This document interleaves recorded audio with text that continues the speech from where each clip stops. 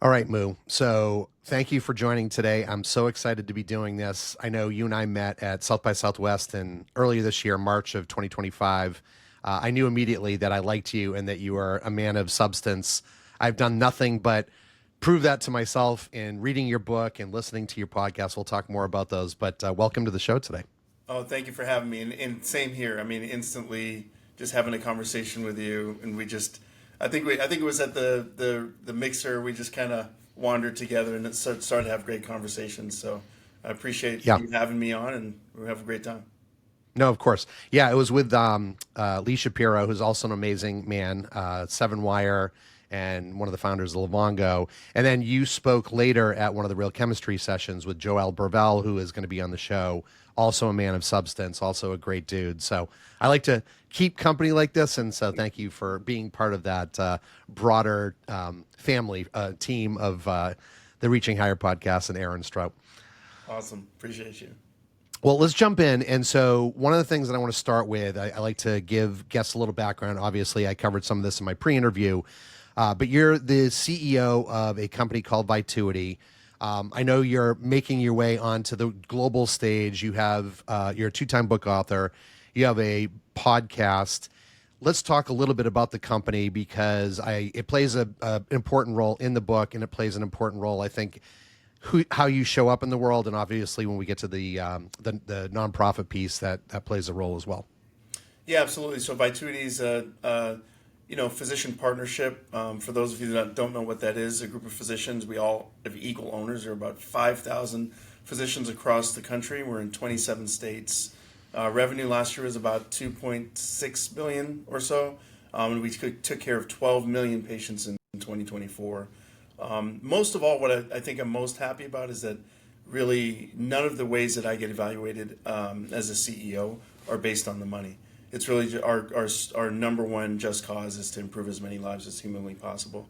You know, a little background, ER doc by training. I'm from Toronto, of Jamaican descent, and so been in America for about 30 years, and Vituity's been an awesome way for to really have an impact as an ER doc, which you don't always get this level of impact. No, I love it, and I've had the good fortune of having a number of nurses and doctors on this podcast as well as previous podcasts, and I'm always so in awe of everything you all do and the societal good you contribute just through that alone. Not to mention the charitable work, which again we will touch on. I know you and I already did this a little bit off screen because I was asking you about a personal story from the book, but one of the things that I have from people that are giving me feedback to help me always continually improve, this idea of Kaizen, is tell me something about yourself that makes you feel vulnerable. Yeah, I was thinking about this question earlier when you almost made me cry before we started the show. But I think the thing that is vulnerable for me that I'm learning to start to talk about my hopes and dreams and aspirations is that I tell everybody I kind of wake up every day like I'm 6'7". I played college basketball as a really small point guard, and so I feel like I can solve problems and I can do things that I shouldn't or that I can't or that people say I shouldn't or can't, and so that's what motivates me is people saying no more than people saying you can do this move, and so that's kind of the vulnerable thing. I always, rightly or wrongly so, always feel a little bit like a little chip on my shoulder, and so that's the vulnerable part of Moo. Well, anyone that reads the book will definitely get that, but it's an important piece to it. And I've been fortunate in the fact that most of my guests so far have either written books or are writing books, and it's a great way to be able to do background research. I started to read yours, the physical book that I got at South by, and then I actually listened to the rest of it because I listened to them on dog walks. And so for those that have not read it yet, I would implore you to do it. It's called Less Than 1%. And one of the things that you do to kick off the book is, and this is the weaving of your personal life into, what's really the premise of the, you know what, I am just realizing that did not start recording. I don't know. Yes, I am. Okay. Sorry. I have the button up. So Ben, when you're listening to this, edit this part out, but I just had this panic moment of like, oh shoot, we're not recording. Yeah. And it was just because the window had toggled up. All right. So, In your latest book, Less Than 1%, you tell this story about how you became the CEO of Vituity against all the odds. May have a little bit to do with the title. So, for the listeners that haven't listened to the book yet, can you share that inspirational story? Yeah, it's just I was kind of I'm the kind of person that wherever I am is the best place in the world. And so I was in middle management and I was doing great. Things were fine. And I had a professional coach that was, hired to challenge me, to get me to think of doing bigger things in the partnership at the time.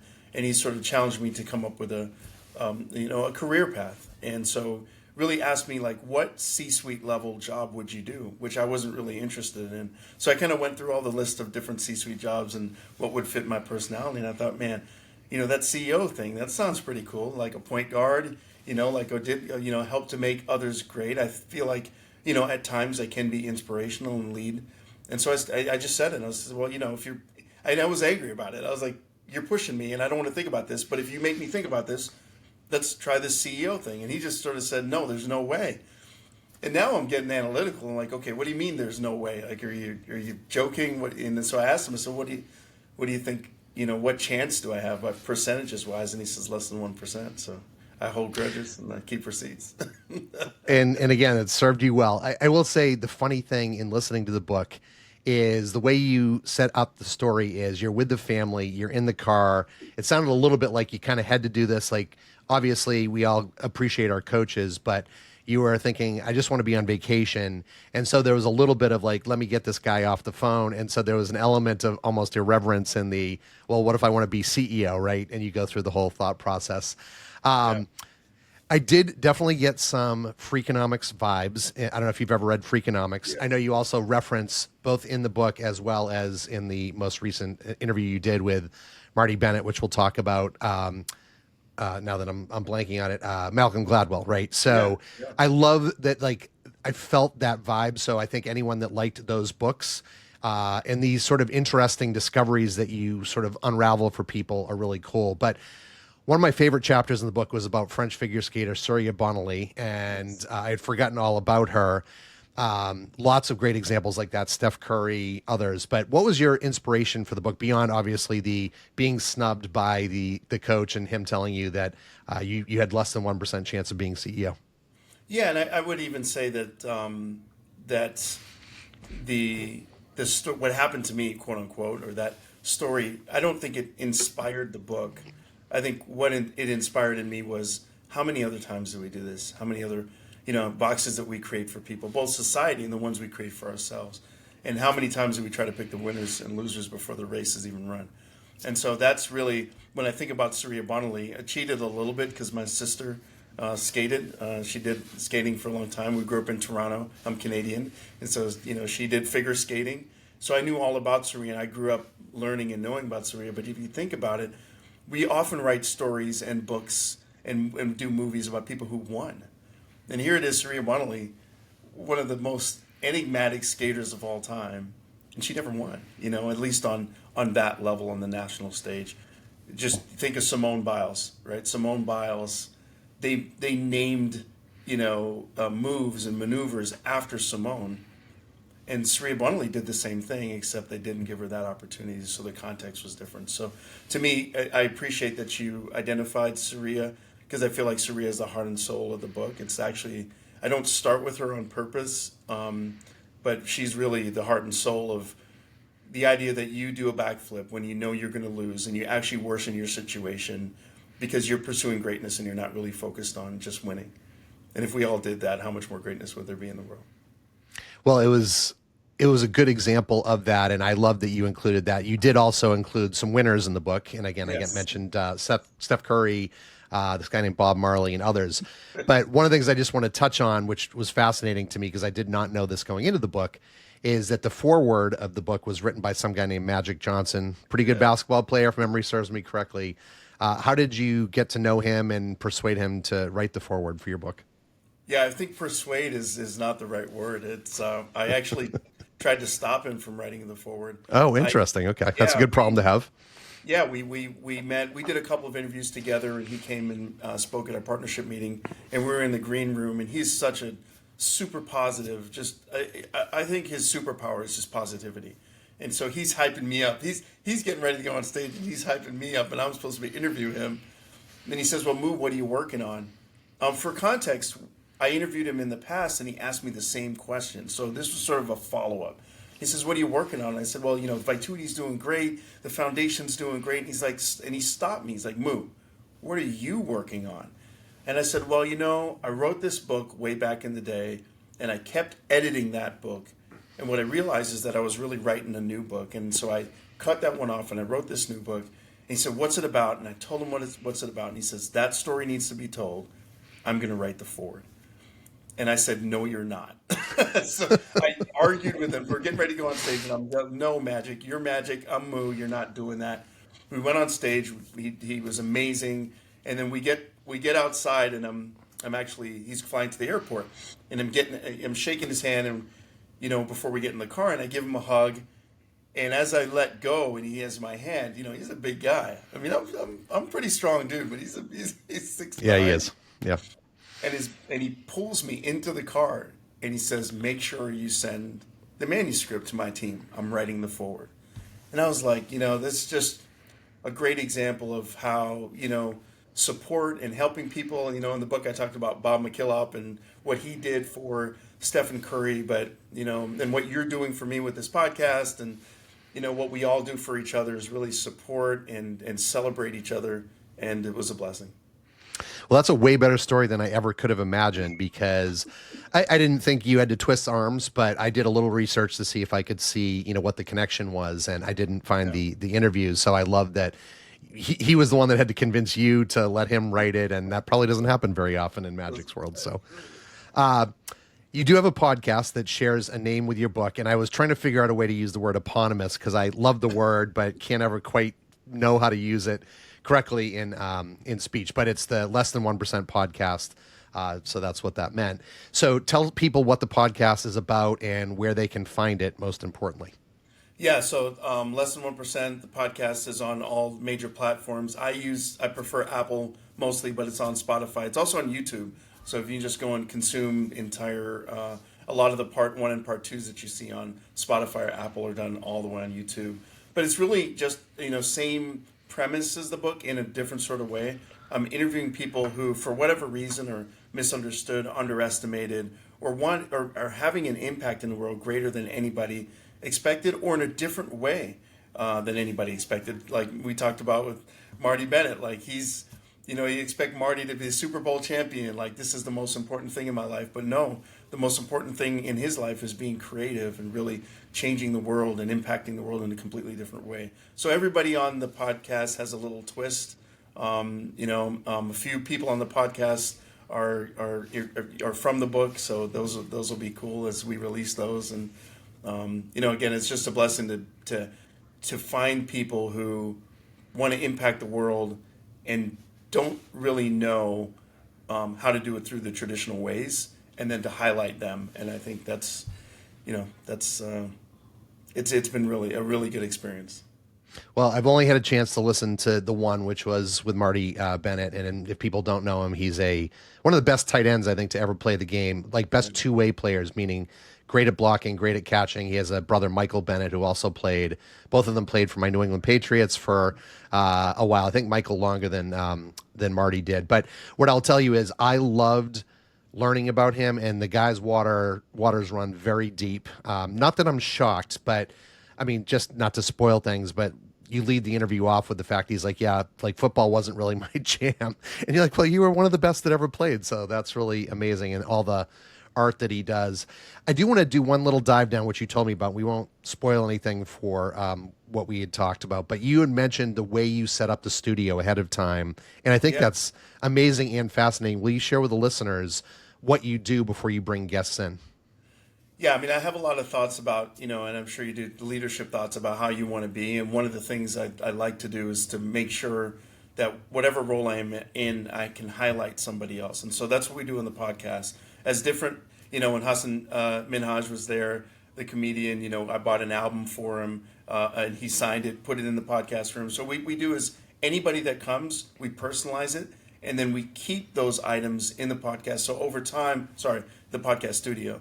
So over time, you can, look at the screen and you see all the different people that have impacted, hopefully impacted you through the podcast. So it's a good little touch. I think people like to, see, their works or their books or pictures of themselves. But it's also me, really, I would say reverence is maybe not the right word, but that's how I feel. I want to honor them, and the way to honor them is to make sure that they're coming into my home, and I want a piece of them to be there in my home.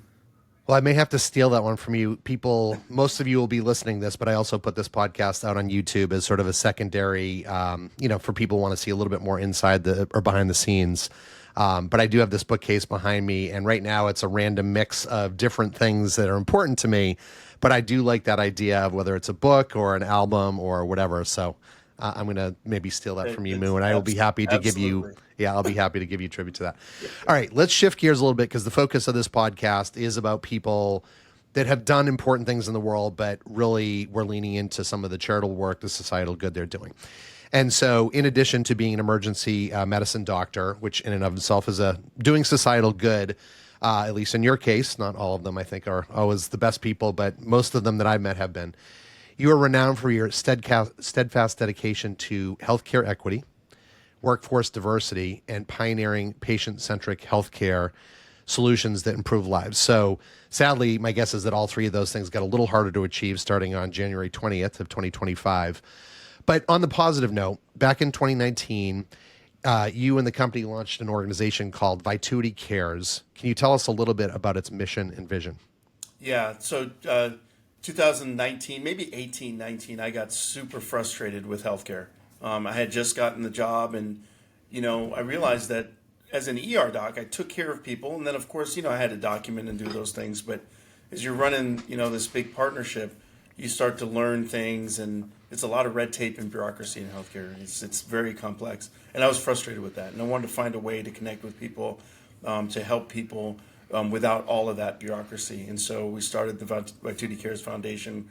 Primarily, we focus on two areas, which one is to bring care to people without any bureaucracy, without any of the traditional challenges with healthcare. So we have these healthcare for all clinics where we just go to an area. We actually work with Magic Johnson in LA for one of our bigger events, but we write their names down, we feed them, give them haircuts, we give out T-shirts, we give out backpacks for school, but then we also do blood, screening tests, tests for diabetes, tests for hypertension, BMI. Sometimes we do physicals, and so the goal is to get this holistic embrace. And then what we do is try to plug them back in the system. So we know that we don't want them to rely on that, but to get them back into the healthcare system.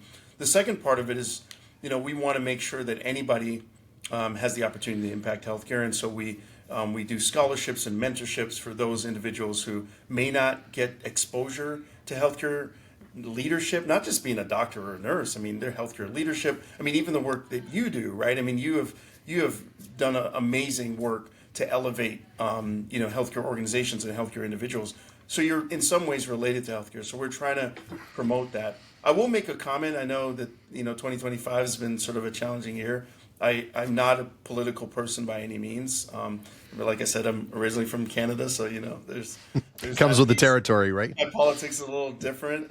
Yeah. But the truth is that nothing has changed for us. So I have sort of a line. I say that my responsibility, Vituity's responsibility, Vituity Cares' responsibility, is to make sure that everybody has the opportunity to impact or receive healthcare, no matter who they are, where they're from, or what they look like. We understand also that some people have more barriers than others to get that healthcare, and it's our responsibility to make sure that we remove, remove barriers for people and acknowledge that some have more than others. And so, to me, I don't know what the terms they're using now are. I mean, there's different terms that have been ousted and terms that are coming back in. I don't really care what those are. The truth is that when I pass somebody on the street and they're playing a banjo or they're playing a guitar and they hit my spirit, I'm going to find some money and give to them. And I'll never stop feeling that way. And so I think the same thing when people need help, when they need healthcare, when they're hurting, when they're sad, when they're hungry. I always want to be at least associated with people who are going to, help those people. Well, first of all, I'm making the praying hand sign, but bless you and thank you for the work that you do and that Vituity Cares does and Vituity. And I do want to give you the opportunity because I'm sure people hearing like what an amazing holistic solution you're providing through this organization, if they wanted to get involved either from a donating money or goods or time, how would they go about doing that? Yeah, so on Vituity Cares, Vituity cares.com, you can go on there, you can participate, you can be part of one of our clinics, you can be a mentor, be a sponsor, you can donate too. I mean, sometimes time is worth more than money. So yeah, we would love to have you participate. We're in about 20 cities right now, and it's growing faster than we can keep up. So anything helps. Well, that's awesome. And I'm going to keep my eyes open because I love, again, that holistic approach you're taking at treating people like whole people, solving sort of the day to day, just basic needs, right? The Maslow's hierarchy of needs, and then also Yes. looking into the medical side of things. So, speaking of charity work, I know you also support locally, at least, an organization called 24/7 Foundation. Can you talk a little bit about what that organization does and maybe what Yeah. role you play in it? Yeah, so we founded that 24/7 foundation probably 13 or 14 years ago. I think a lot of what I do comes out of anger and frustration, that's my base It's got a energy. good outlet, though, at least, or good outcome, Which is right? yeah, which is the good thing is I converted. But I was really frustrated with a lot of the emphasis on. I love sports. I was used in the book. There are a lot of sports references. I feel like sports is sort of the holy grail of how we can tell stories that are relative to life. But I found that there were a lot of students that were really focused just on the sport that they're doing. I'm going to go to the NBA. I'm going to go to the NFL. And so we started a foundation where we took a bunch of kids that shouldn't be playing sports really. They were not the most athletic. They were not the most talented. But that's actually why it was amazing. So there's probably maybe about 50 kids, 50 to 100 kids during the whole life of the program, and we'd fly them around the country, take them to different colleges. We'd play basketball, play tournaments in those places, and there's so many success stories. People graduating from college, people going into medicine, people just really learning how to be, successful. But we even had one that actually just got drafted a couple weeks ago. Oh, Cedric wow. Howard, he got drafted number 11th in the NBA draft, and he was a kid that was just on my team that we flew around and just had a great time. So I mean, I think it's just the idea of, and I think the theme, as people are listening to this, is the theme is like all those people that are sort of underestimated, underrepresented, maybe left out. I just feel like at some level, I feel like that too, and so I feel like I want to give them a voice. So a lot of what I do is focused on, trying to give them a voice. Well, it's interesting, and this is a sidebar that I didn't have in the questions for you. But one of the things you talk a lot about in the book, and you talked about at that, I believe, that South by Southwest panel with Joel Burvell, was disagreeability, and it struck me as a funny word because it seems non-productive, but you bolt it on to this idea of being optimistic. And what I realized is I think if I was to interpret it correctly, it's sort of like that not taking things just at the face value, right? Or not just rolling over and saying, oh, well, this is the way things are done, so I'm just Yes. going to accept it. And I think if I'm going to help translate you a little bit, that is part of what your anger or like non-willingness to just settle for when people tell you you can't, or when you see something that's broken, you're like, I'm not going to just leave this. I'm going to fix it. So I came to love the term by the end of the book, and I really saw what you were looking at. And I think that you are a person that sees the piece of paper on the floor, no one's around, but you pick it up and you throw it away because that's the type of person you are. Oh no, thank you. I appreciate it. And yeah, disagreeableness is actually something I've had to work on because you have to tie it to optimism and relentlessness. They can't disagreeableness by itself isn't productive. But to your point, if you see the piece of paper on the ground, my first instinct is say, why isn't it on the ground? Or why is healthcare that Right. way? Right. Why have we ignored? Why does Steph Curry not? Why is he not a top prospect in high school, and then when he becomes one of the greatest shooters of all time, now you're excited, and so yeah, I think And I think one thing I'll say about disagreeableness, and I think you've got it through the book, and maybe spoiler alert here, but it's a way to learn. There's two ways to learn. I think there's the way where you just take in information. Tell me information, I accept it, and that's a reasonable way to learn. That's a lot how medical school is structured, frankly. But disagreeableness is a different. You give me information, and my first instinct is to reject it. But in rejecting it, I have to make sure that I go and make sure it's true. So I might reject it at first and then realize you were right. But it's a way for us to learn. It's a way for us to constantly challenge and constantly innovate. You look at all this AI, this is not about AI, but you look at AI in general. AI is a disagreeable, transformational innovation. As it developed, it's really the mindset of we need to do something different. Let's do something different. Let's not accept what we have. Yeah, and it's a great tool to help you break outside of that box. And you talk a lot about boxes as well on the book. That reminded me of something which was, and now I'm blanking on this, and so I guess we'll just move on and we'll come back to it. But you're a busy man, right? You have a lot on your plate. I know you have a family. You're the CEO of would you say $2.6 billion organization, Yes. Which Great. is a lot for people. I mean, that's a lot to handle, right? And then on top of that, just because you needed more things to do, you're a two-time author, you're a speaker, you're a podcast host. And let's talk a little bit about where you find the time, and more importantly, because I want to share this with the listeners, the motivation to do these charitable things. Yeah, I don't know. That's a constant question for me and others, is what people see as energy or motivation, and I don't know if I see it like that. I think you talked earlier. I wake up every day like I'm 6'7". I feel like I can, do things I can't, and so it's just constantly challenging myself. It's that disagreeableness applied to my own personal life. I have a interesting look. I don't believe in balance. I don't believe in life, health, work-life balance. I think that's ridiculous. I think that you should go as hard as you can in every aspect in the moment. So when I'm a parent, I'm going hard. When I'm doing the foundation work, I'm going hard. When I'm at Vituity, speaking on stage, I'm going hard. So for me, like, my energy is not dictated by what I'm doing, because I try to do it everywhere. But I was telling somebody the other day, they're like, "Moody, you sleep?" And I was like, I hate sleeping. And as a doctor, that's probably not the best thing to tell people. But the reason I hate sleeping is because I go to sleep fairly easy. But the reason I don't like it is because I feel like time has passed, and I regret what I could have done in that time. So.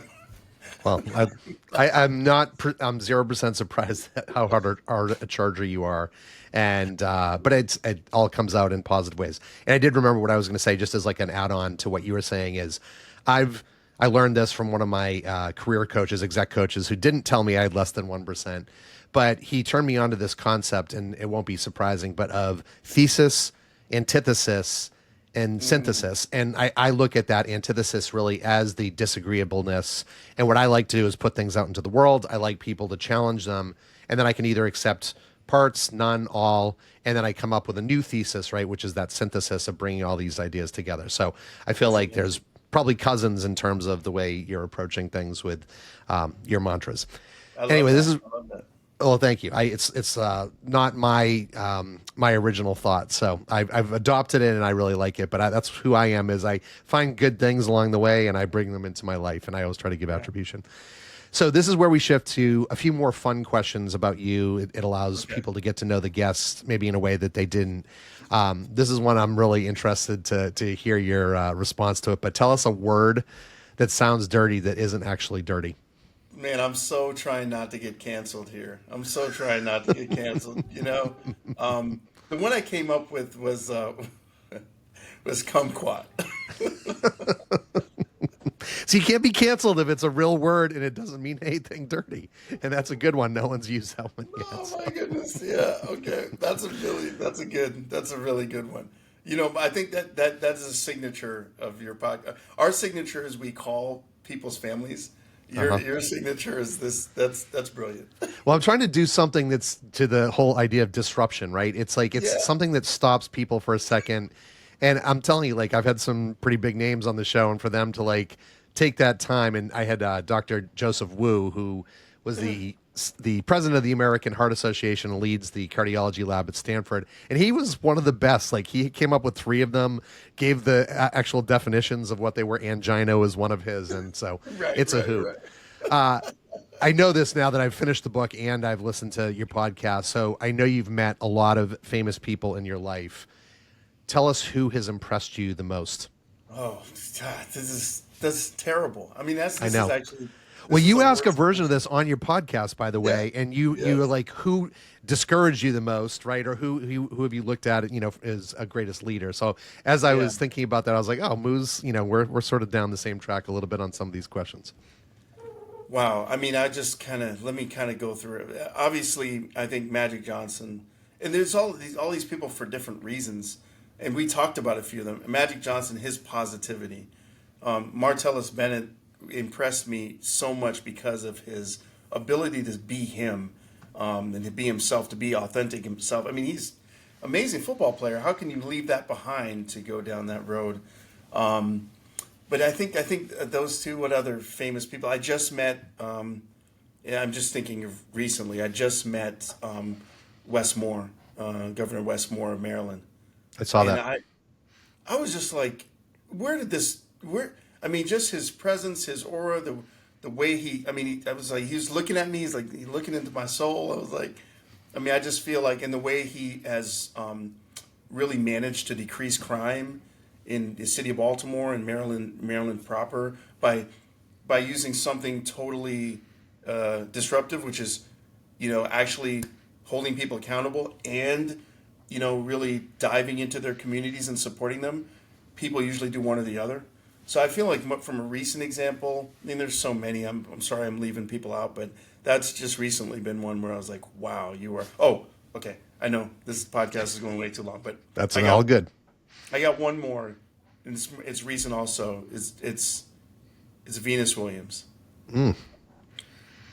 She was the most regal person I've ever met, and I say regal in the best sense of the word. It's not aloof, not in that regard, but just calm and appropriate, and just absolutely well put together, and just an absolute queen. That she impressed. I didn't know that about her, and I think that's why it was sort of like we were sitting on stage. It's like I couldn't believe how amazing she is as a human being. So, Well, it's always comforting to know that, because you never really know how people are going to show up, and it's one of the things that I love about podcasts is I think you can shine a bit of a light. You have that intimacy, and if people will let you in, and so knowing that people like her and Wes Moore, knowing that he's maybe going to be a future president, right? Because they talked about Bill Clinton as that guy where you'd be in a room with him, and even if you didn't like him, he'd talk to you like you were the only person in that room.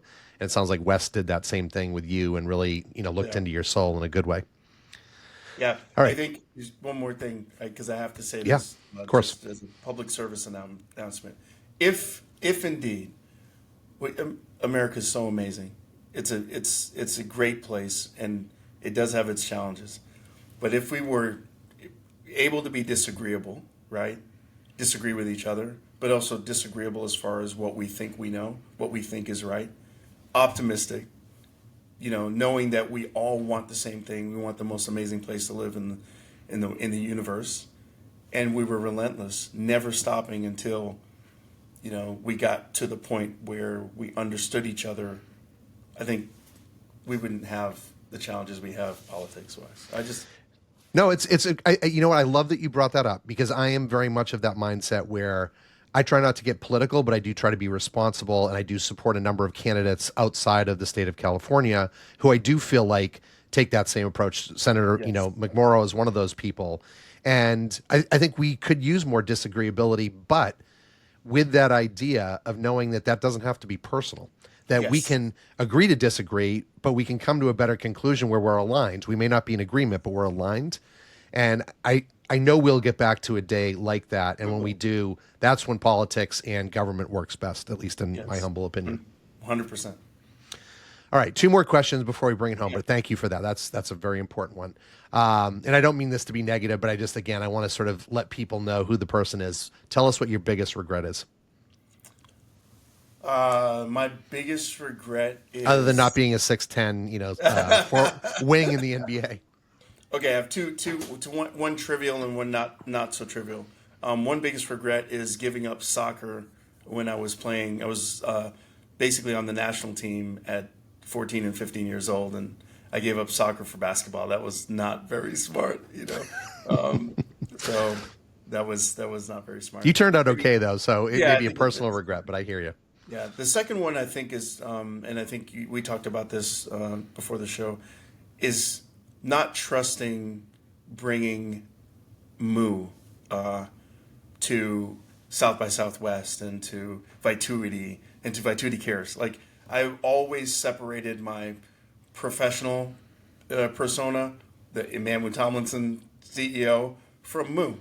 And you see from my wall behind me, which all my album covers, and over the last 2 or 3 years, I've made a commitment to bringing myself because I found out that my own individual superpower is actually endearing to certain people, and so I think it's worked out great. I'm not regretful, but I just when I realized how much we've been able to accomplish together, I just wish I would have trusted myself to bring that authentic self sooner.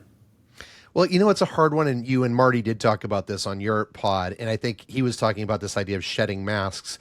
I think sometimes we're not ready to do that until we get to a certain point. And so maybe the universe was telling you needed to get some ducks in a row before you were ready to do that, and now you have, and now you're showing up in a way that is profoundly greater than anything that you ever had. And I've been a big believer because I adopted social media early days, and the whole idea behind that was authenticity and allowing all of your persons to come together in one sort of messy space. So I love that Moo is here and he's one character now, and that he's sharing himself so generously with the Yeah. world. Oh, thank you so much. You're welcome. Well, the last one is sort of a light and fun one, but Yeah. one band you wish you had seen in concert that you didn't get a chance to, Can or an can it artist. be can it be an individual person or I realized as I was rereading them, like it really should be artist or yeah. band. It could be anybody, to be honest. So yes. Okay, so there's two. One is Bob Marley. Obviously, you can tell Oh there's a lot of yes. Bob Marley in the book. Again, just to be able to have the world in the palm of your hand and be able to make as much money as you could make, but still talk about injustices that have nothing to do with Jamaica or reggae. I think that's that's pretty disagreeable and it's pretty innovative and it's pretty disruptive. And then the second one is Stevie Wonder, just because of his. I mean that story, right? I can't see, and I'm able to play the piano and just sing and talk about things that are just absolutely amazing. So I'd say those two people. I never got to see him. Stevie's still around. Fortunately, I'm hoping he's not touring a whole lot, but I'm hoping to try to catch him one last time. Well, it's funny you say that. So I appreciate both of those. I'm a huge Bob Marley fan and I'm a huge Stevie fan. And I actually did take the opportunity back in, I think it was 2015, to see him at a Oh, local place called Ball Rock. And I have a rule with my kids, because my two oldest in particular, but our youngest is coming along, they're audiophiles. And I took him to a lot of live concerts early days. And I said, if there's someone that you want to see, you make a point of going to see them, because I had an opportunity to see Nirvana hey, 3 times in the same summer, and I passed up every time. I thought, I'm going to have plenty of time, and it's one of my greatest regrets from a music perspective is yeah. not taking that opportunity. So I love both of those options. Yeah, it's amazing, and I think you're kind of leaking out part of your mindset too. Hopefully, you like this.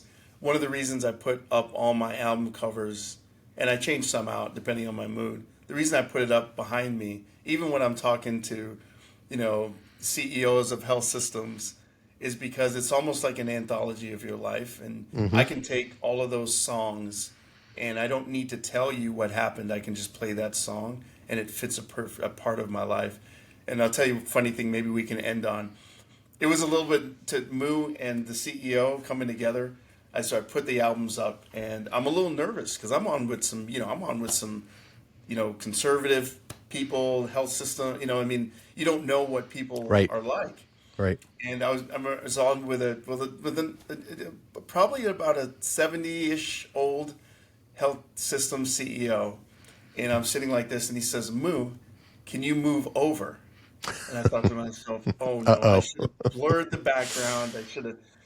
There's another place in my office I could have done this." And so I move over slowly, and he says, "Is that Jay-Z?" And I was like, so he was totally into it. So anyway, music is Well, the anthology of our lives. it is, and that's a perfect ending to this. And I'm a big believer, and I'm also a big believer that don't be apologetic for those things. And it sounds like you are not, because it is a way for us to connect, right? And that's, I remember one last anecdote, I promise, and then we'll let you go and we'll let the audience go. I had a guy that I worked with, and he was basically bragging about the fact that he was riding in his minivan with his two girls and they were fighting. And he's like, "I don't want to listen to your trash or whatever." And I said to him, "Chris," I said, "music is the one opportunity that you have to really come together. There's so many other things that you'll fight your kids on, they'll fight you on, but take turns listening to what they want to listen to and then let them listen to what you listen to." And it's such a beautiful way to connect with your kids.